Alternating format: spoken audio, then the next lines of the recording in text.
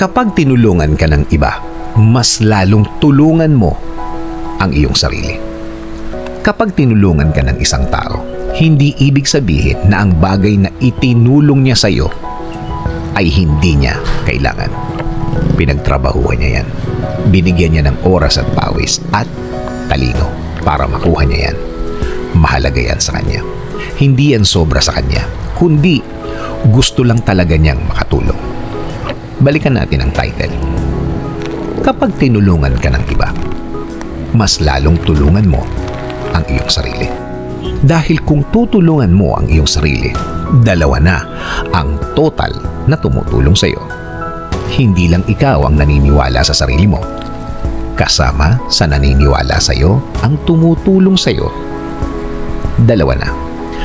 Sa totoo lang, kung minsan ang mga taong tumutulong ay hindi na nag-e-expect ng kabayaran yan, ang tanging magagawa mo lang para makaganti ka sa kagandahang gawa niya ay pagbutihin mo ang buhay mo at makita niya na may pinuntahan ang itinulong niya sa iyo.